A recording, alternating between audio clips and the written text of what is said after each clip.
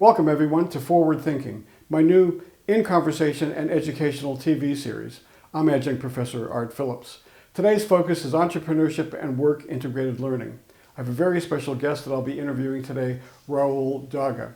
Rahul is the successful snap printing franchise owner with locations in Sydney, Australia, both in Kingsgrove and Darlinghurst. He provides both online and offline marketing solutions to increase a company's brand awareness, building loyalty, and improving on return on investment on marketing spend. The way Rahul conducts his business is by offering a proactive mobile service where he goes to the client in their environment where they don't need to leave their office. Brilliant idea. We've got some great stories to share.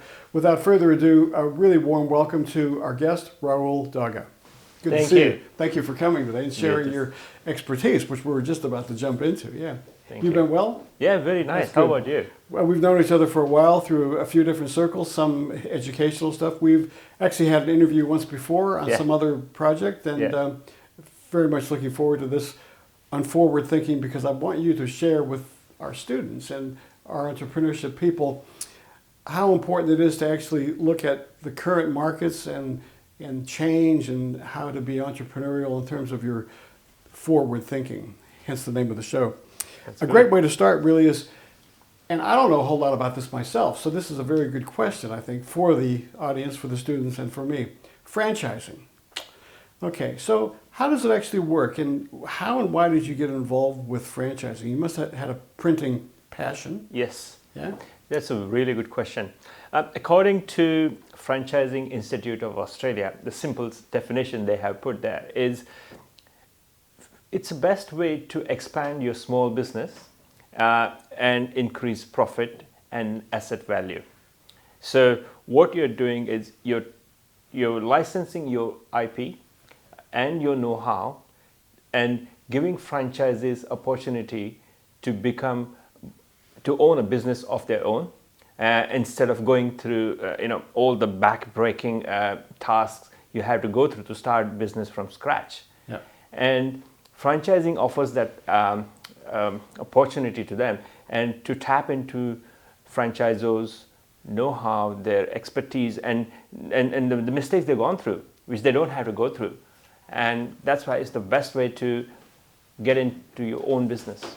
How close do you have to follow the business model of the franchise itself? For example, snap printing, or if it's McDonald's or whoever it is, how closely do you have to follow their model on what they request you to do and how you market it? Yeah, so that's again really, really important if you're getting into franchising, that you do. It's in your interest to follow the model because brand has, if the brand has been marketing widely on television or on radio or outdoor advertising, people have certain expectations. So it's in your best interest that you follow the model, but you have some leeway. If you're an innovator, you may come up with some nice solutions which other people haven't caught up with. So you can obviously do that, but it's best in your interest to follow the model in terms of how it looks, and how it serves, and in the environment, the service, how it makes you feel in terms of the client. So yeah. Does the head office of snap printing, wherever that is in America, I suppose? Yeah? No. Where is the head office? Snap printing is Australian owned. Oh, is it? Yes. Oh, I didn't offend. Like Vegemite. Yeah. Yes, it is. It's been almost 120 years now. For snap printing? For snap printing. It's 100 years for Vegemite today. Yeah. I saw that on TV this morning. Yeah. Okay, it's an Australian company because there's a snap printing in Los Angeles too. I need to figure out if that's been given licensing there. I don't know. Yeah. Okay. So, all right, Australian company, that's really great to know for our country. When you have a new idea for your particular business or your franchising, do you have to go to them for approval? Not always, but it's best to tap into the existing knowledge base they have. Yeah. So that way you don't make the mistake again. But if you have an innovative idea, you're better off taking a small risk and going to the market, see how you get the response, and if it's successful, obviously go ahead and do it and get the franchisors also involved, so that it can be done as a mass marketing, and then you become an IP owner of that particular idea, and then you can expand it. Okay, so I guess your particular idea that you came up with that was really innovative is mobile printing service, right? Or did Snap have this before? I actually Snap decided to expand, in a large scale a few years, like about 10, 12 years ago, and that's when they had the idea. It's not my idea, sorry. So they decided to expand in multiple locations by having franchisees who would go to their client directly instead of clients leaving their offices or desk, just to make them, life slightly more easy, and Snap being more proactive. So that's how this started. Okay. And now, yes, there are a few people. When I started about 12 years ago, there were 6 of them. 2 left. So 2 only left after a few years. But now they have a few more people who are doing the same things. Okay, so 2011, I think, is when you actually licensed your first franchising business, yeah? Yes. How long after that until you actually, because I know this for a fact from a past chat that we had, you have a very cool car with the logos and everything on it. And very cool car. Talk about that. It gives me visibility outdoor. Like whenever I'm driving around in my territory or stopping at the traffic lights or parked at the corner of the street, people notice that and then they remember it. So that's why the brand awareness, which we follow very rigorously, that it makes a difference. People recognize the brand quickly. I've always said to my students in entrepreneurship, the best marketing you could possibly do is if you have a truck or a car with your logo, because you're driving all, right, like on the back of a bus, on the side of a bus. Those are great marketing schemes, but what a better way for you to have an asset, a vehicle of your own that is your marketing tool. And everywhere you drive, it's free advertisement. Absolutely. Except for the petrol. Absolutely. So you're actually a really clever marketing strategist. So you sit down with a client, right? Yeah. And what's your first set of questions? The most important thing is we need to start at what client is trying to achieve, and then we work backwards from there. So if the client is trying to connect with, say, maybe top 100 companies, and they have the database, and all they're trying to do is meet the C-level people or send something to them. So, and they want to see we need to understand what is the outcome they're hoping to achieve. Yes, right. They want them to come to their conferences, or they want them to log into their webinars, or they want an appointment. It all depends on what it is. And then we decide the method of contacting, direct mail or online. So depend on the outcome they're wanting to do. I also recall a couple months ago, you and I had a good chat about something. I was going to a conference in Los Angeles, which I was a gold sponsor of, called the PMA, the Production Music Conference, which happened in LA. And they offered me a situation, because I was a gold sponsor, that I could have some marketing items if I wanted to put in their swag bag, the bags they give people when they come to the conference. And I didn't know what to do. And I called you on the phone. We had some ideas. I had some ideas. And you said, no. I mean, I thought of, pens, no, keychains, no. But then you came up with this amazing idea. And what Rahul said was, I think it has to be something memorable and something useful. And what that would be a stress ball. I said, a what? A stress ball. Oh, yeah, those things that you squeeze, yeah? And I said, okay, so let's talk more about it. And we did. And then I was going to have you create the product here in Australia for me and then ship it over to Los Angeles. And you were quite smart and said, look, I think I should just put you in touch with the printer in the local territory. And this is what Rahul came up with. Everybody has not forgotten about this. That they said, we just love your stress ball. So thank you very much. One of the things that I wanted to ask you is that, let's talk about one of your big past clients. I think it was Tennis Australia.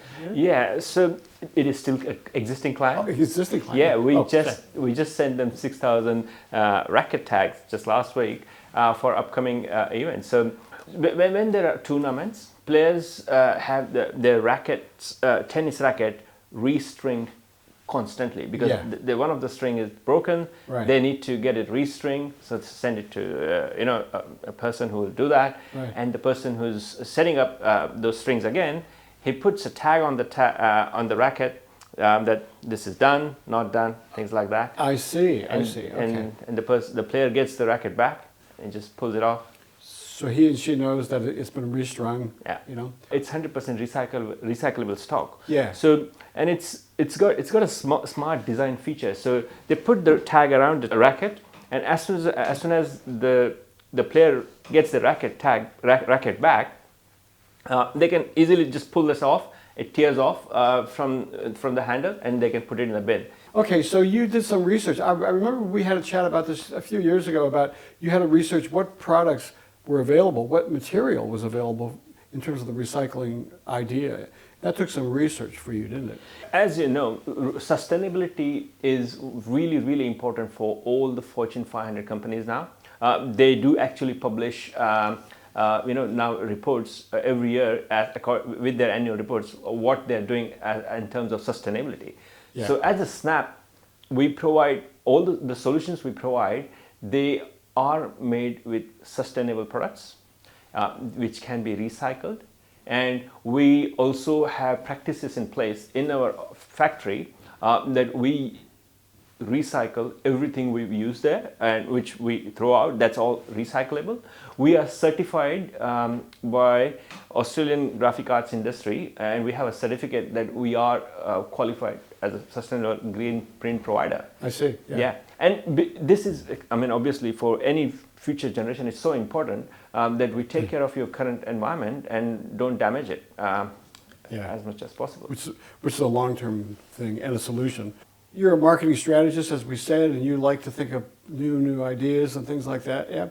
So it's more than just printing. I mean, I can go to you for business cards, which I will the next time, and I can go to you for stationery, I can go to you for brochures. Yeah. But I can also go to you for like what I did and say, hey, look, Rahul, I have this idea. What can you help me with? Show us some really cool new things that you've come up with. Absolutely. See, this is how we work, because most of the time, a lot of marketing, we work with designers and marketing agencies. They come to us asking, hey, we have this wacky idea, can you help us? So we have invested heavily in our manufacturing gear, and we are only one, maybe few people in Australia who can print on neon ink. So I'll show you an example. So this is the black light, and you can really see a shining pink. Neon ink, okay. Yeah, so this is neon ink. It shines through in a UV light. And we just did a job recently for Spotify for SW. We just finished last week. We were contacted by an agency who represented Spotify from US, and they wanted some neon color printing for some of the products they were going to use at the event. And we had to work with our manufacturer, the machine manufacturer, and find a solution to produce that. Drinks and cocktails, so that sounds good. I think we should order a vodka and tomato juice, lemon juice, and hot sauce, like Tabasco or something. That would be good. So there are not many people who can do these things. So we have invested heavily in terms of how we can produce sustainable material in our factory, and plus provide solutions for things like packaging or labeling for our clients. Here's another example we did for a large multinational. So this is what they used for their direct marketing to the C-suite. So there's a box with some gifts inside, and a targeted message about what they're offering, and it goes into the sleeve, and it's personalized to the recipient. It's definitely a memorable thing. A recipient will not throw away. Okay, so this is LinkedIn Marketing Solutions. Yeah, so this was done for LinkedIn, and they send it to their top prospects, top 100 prospects in the world. We work with a lot of marketing agencies and event managers and graphic designers. So this was designed by event agency who were employed by LinkedIn, and we executed the final product, producing and finishing and dispatching to them. So your locations, because you have these two locations, Kingsgrove and Darlinghurst. I think Darlinghurst was the first. Yes, that's true. Yeah. So it's a physical shop. The Darlinghurst is still a mobile service, so we try to be proactive there. So instead of clients going and trying to find us in a shop, we go to them and understand the requirements and deliver stuff there. But Kingsgrove is a physical shop. where I produce everything. Okay. All my machines are there. Your passion for printing, I mean, you wouldn't be doing this unless you are, because I see every time you talk about this, there's a smile, there's a radiance that actually comes out. Talk about your background and how and why you got involved with this. Yeah, I was always intrigued by some mechanical moving things, and that's why I did some mechanical engineering courses before after my school, and then printing was really, I found printing very attractive, and the attraction became a passion afterwards. So I had to go do a lot of studies. Went to UK, did some stuff in India. So yeah. But then you actually went to a big conference in Germany. Yeah, so when I was in college in UK, the digital technology was just emerging, so digital printing.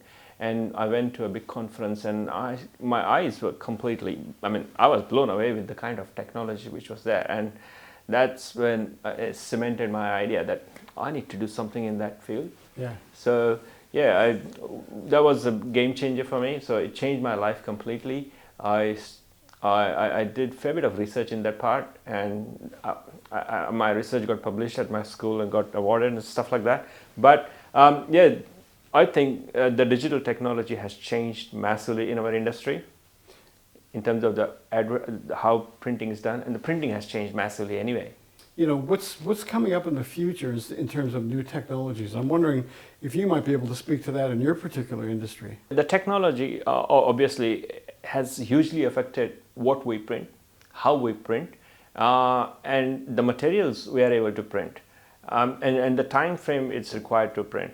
So because everybody is so conscious about the environment, we don't print huge amount of brochures like we used to do 10 years ago. Now it's mainly custom packaging is what we did. Yeah, custom menus with the specialized printing. This is what we do, and in the new technologies again is printing on different type of substrates like wood or metal or things like that. We also do that in house, and the next thing I believe is 3D printing, which is going to affect hugely to all the industries. Okay, so 3D printing, because one of my questions, right? It's been a slow growth market, yeah? Yeah. For those of the audience that don't actually understand really what 3D printing is, I'm one of them, by the way. Explain what it is. It's just instead of like a traditional way of producing things, casting them, or with the molten iron and stuff like that, what scientists discovered that they could just build a prototype with some raw material, and just build a 3D prototype, maybe, and then paint it or put some stickers on the top to make it look like an actual model. So just the easiest example is these days in Australia, they use a lot of this for making automobile parts.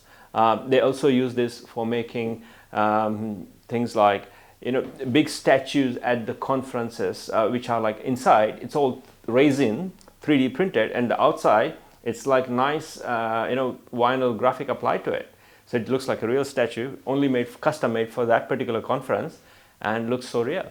Okay, yeah, so it's not, or is it, actually printing and manufacturing of real products? I mean, you couldn't make a microphone with a 3D printing. I mean, you could make one that would look like one. Yes. But you couldn't physically make. No. I mean, it's the look, and it's the look it will do, but you still need the circuitry inside. That's separate, but you could make the outer casing definitely. Okay, so that's really where 3D printing is being used, yeah? Yeah. A lot in conferences, like you said, with statues or whatever the case is. How much work do you have to do in that arena? These are really early days. We haven't done a lot of work in that. Yeah. But there was one project we did last year was for making some 3D printed parts for a virtual demo booth for our client, and they had a kind of an aeroplane navigation kind of a suite, there, and they just wanted to make some parts which people, when they wear some goggles, and they can handle them and use them to navigate an aeroplane. So that's one of our projects we did. Yeah, wow. Incredible, yeah.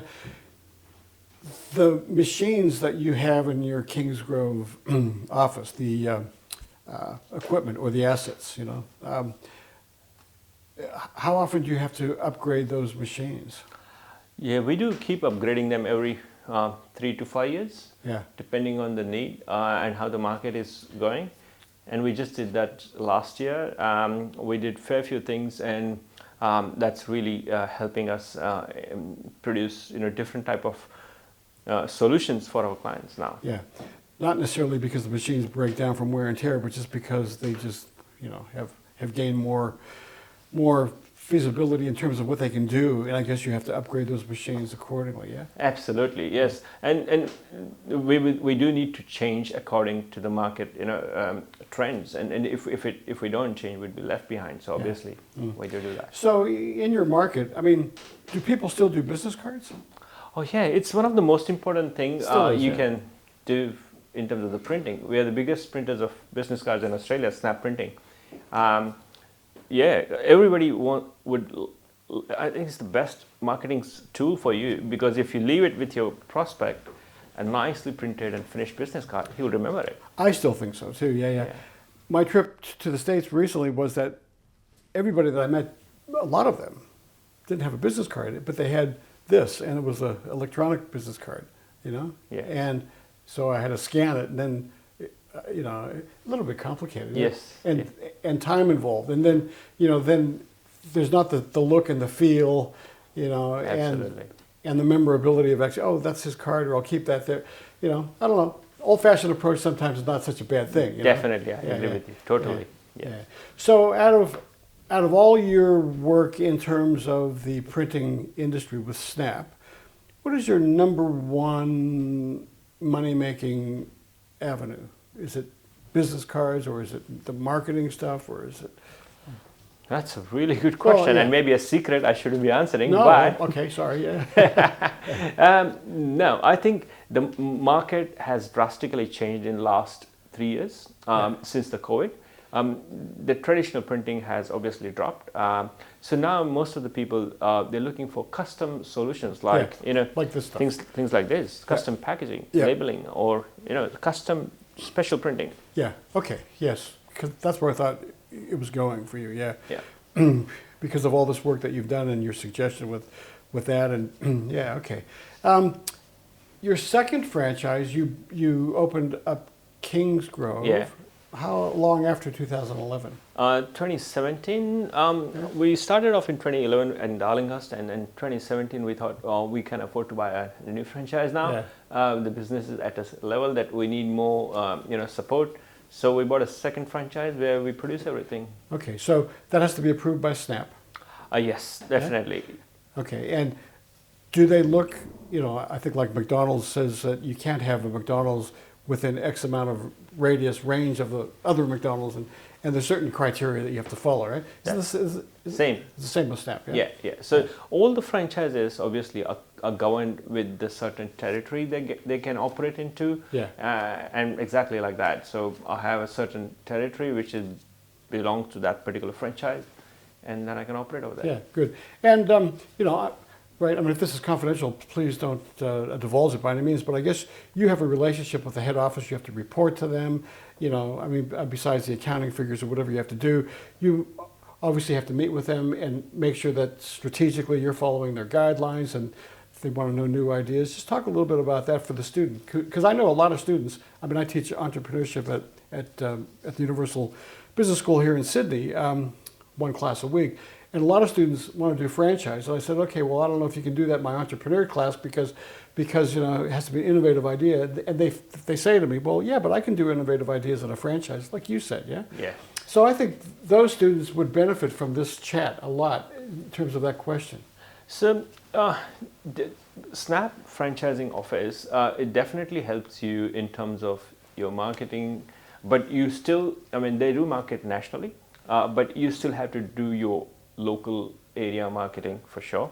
But in terms of franchising, you work together because they have the experience of how things have been done. Sure. And you have the potential of developing that idea further in your territory with your own region, network. So it's in your benefit that you work together and work and leverage on all the information you can get from there and the marketing you can get. And obviously, we definitely have to do our own stuff in local marketing. Yeah. So as much as you can do for increasing your brand awareness, that's perfect, and that's what you need to work with them together. So when COVID happened, but the printing business didn't go haywire, did it? It did, yeah. So the COVID affected from the printing industry massively. Yeah. Almost no conferences were happening. People were not meeting face to face. There were nothing's physically exchanged. So all that printing stopped. So that's when we had to come back to the drawing board and decide what do we want to do in future. Yeah. It's quite possible something like this could happen again. Who knows? But that's when we decided we venture out in slightly different way, packaging, labeling, or some different type of printing, a solution-based product. Yeah. Because situations like that, which we call disruptors, whether it's technology disruptors or health pandemic events, which are disruptors, are always a negative thing. But there's always, a outcome, a change that happens to actually make something in the future more productive, a new arm or a new tributary that a business creates. So you think for you that's actually helped expand in the long term after a little bit of a downturn, yeah? Definitely, yes. It was a jerk in a knee, for us to saying completely, shut down of printing industry. But that actually made us think we need to think 5 years, at least, or 7, 8 years in the future, and see what will work, and maybe take some risks. Yeah, that's right. Yeah. So you still do signage for doors and signs that hang above, balconies out the front of buildings and and all that. That's going to be there forever. All that sort of stuff. That's true. True. Yeah. So when a client comes to you for that, do you have a design department as well? Or? Yeah. So it all works again, like I said before, that we need to work. We need to understand from client what they want to do. So we go out to the site, take measurements, take some ideas, come back to him with the solutions. And depending on what the budget of that project is, we come back. We finalize the thing. So we do have a design department and a manufacturing. So they all work together, and then we propose a solution. Yeah, fantastic. Yeah. So for the young-minded MBA student, who has all this gung-ho in their mind, body, and spirit, and they want to achieve something. From your experience, what would your advice be to somebody who is just about to start into any business, not just the printing business? I think the most important is most of the businesses, they use SWOT analysis before even they venture into anything new. So it would be a good idea for any new business owner to find out, your strengths, weaknesses, and opportunities you have. Find your target market, who you're targeting, do that whole research in terms of the gender, the age group, the geolocation. All those kind of things would be extremely important for any business, new business owner to consider before venturing out as a new business. Yeah. That's right. SWOT, strengths, weaknesses, opportunities, threats. What's your advice on these students or these entrepreneurs to actually clearly identify their top 3 competitors and do an analysis of them? And I would think you would only want to do a S&W, strengths and weaknesses for your competitors, and then you can actually try and work out your SWOT clear. What's your advice there? Yeah, absolutely. So you definitely need to check what other technologies are also going to affect you when you introduce your service or your product, because obviously that's also going to, they are the kind of competitors, you don't see them now, but they would be in the future. Yeah. So you really need to be careful about not just the existing, but what is coming. We sort of dove into this a little bit, but I just want to sort of pinpoint it a little bit clearer, So why own a franchise as opposed to you just starting your own printing business? Yeah, it's a very good question. So by owning a franchise, you're trying to you're going to tap into someone else's expertise and his knowledge of the mistakes they made whilst doing their business or starting their business from scratch. And you're saving all that headache, and then you're tapping into their know-how and experience of how to market it, how to run it, and how to be get going from the day one as a franchise, compared to your own business from scratch. It would be really Yeah. breaking. Well, I guess it's very difficult to start any business, and a franchise, I suppose, would actually give you, a long runway to actually sort of take that jet airplane off on, because it's already established and it's stable, the tires are good and all this stuff. And then once it takes off, you have some leeway to do your own business, so to speak. Absolutely. Yeah? Small business owners are always time poor, and they don't have time for doing their own marketing always. They don't have time to do a lot of different things. And having a franchise, it just gives them that leverage of the knowledge they get and the experience they get from the franchisor. They know how to market particular product, the areas, and things like that. So how about the student or the entrepreneur that's really passionate about brand marketing and creating their own brand? That's a different story, because brand marketing is what it is with taking on a franchise. That's it. You can't move from that, but you can run the company in clever ways like you're doing. But I guess brand marketing, you're sort of frozen there a little bit. Is that right? I mean, I don't mean that to be a negative. I'm just wondering, what can you do with brand marketing with a franchise?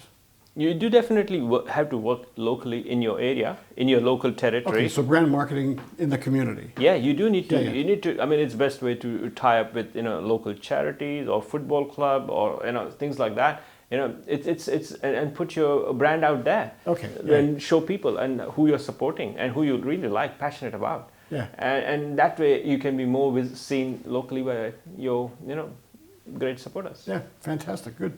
Well, this series is called Forward Thinking for one particular reason, and that's really because we think here you really have to always be wary of the now. Everything might be going really well in your business, but you have to forward think and actually sort of plan for, as you just said, for the future, because things could go haywire, or you just need to be smart, like Apple were when they actually sort of devised their product, way ahead of the game, That's a really important aspect. And so do you wake up every morning thinking about this?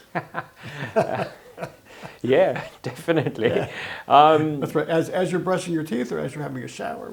No, I'm pretty good at shutting off things when I'm at my home, and I like to relax from time to time. So yeah, I don't always continuously think, but it is always there in the back of my mind. Yeah, I mean, always thinking ahead, trying to work out where the future's going. Yeah. Well, look, really valuable information. Thank you very much for sharing this with the students today and the audience, because there'll be more than students, I'm sure. Thank you for your expertise. Thank you very much, Art, for having me. Fantastic having you here, and I'll be giving you a call about these black stress balls from my local Australasian TV film clients. Yeah? No worries. I think it's a great idea. Most welcome. Thank you, everybody, for tuning in to Forward Thinking, and we look forward to seeing you next time. Have a great afternoon. Thank you very much.